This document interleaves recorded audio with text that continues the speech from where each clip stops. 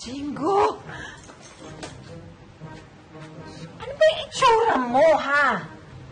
Bakit dungis-dungis mo? Diyos ko, bakit ang liit mo? Ba't ka ba nagkakalibag dyan, ha? Ano ba? I'm okay. On the job training lang po ako, kaya ako nagkakaganito. On the job?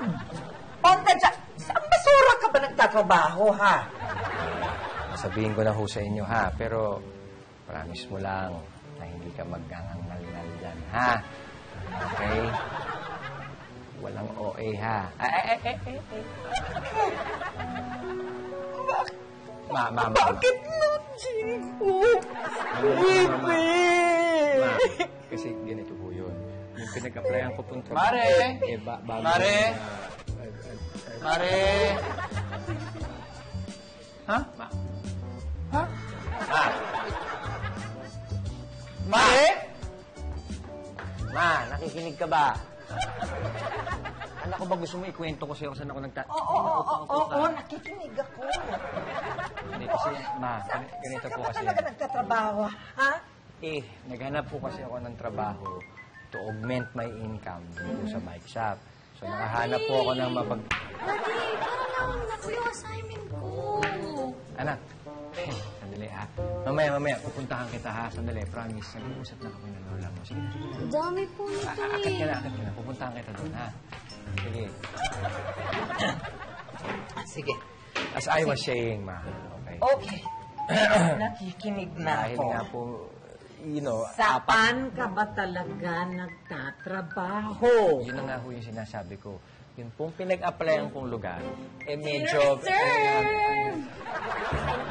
Niluto kong paborito mo, Jim. Kain na po tayo. Kain na tayo. Sige na. Maligo ka na, tapos magbihis ka na, magpalit ka na ng damit, sabay-sabay tayo kakain ni Mami China, ha? Ngit, kailangan tulungan mo ako mag-confess kay Mami. Dapat malaman na niya kung saan ako nagtatrabaho.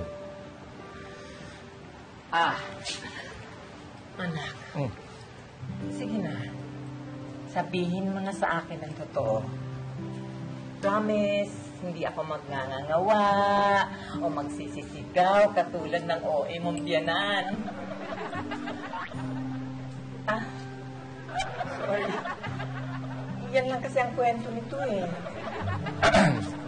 Ma? Okay. Nagtatrabaho po ako sa junk shop. Pero ma, sandali. Bago ka mag-isip na ko choice ko po yun. Ginusto ko po mag-apply sa junk shop, magtrabaho doon dahil marami po akong natututunan.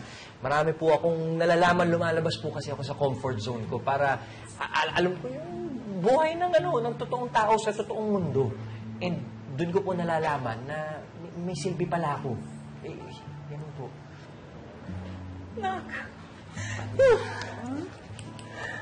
So proud of you, anak. Mamamantsahan po kayo. No. It's okay. It's okay. Promise mo hindi ka mag-aainarte. Diba ba't ka umiiyak? Hindi naman ako naiiyak dahil sa'yo eh. Ha? Kanino? Naiiyak ako dahil kay Bernie.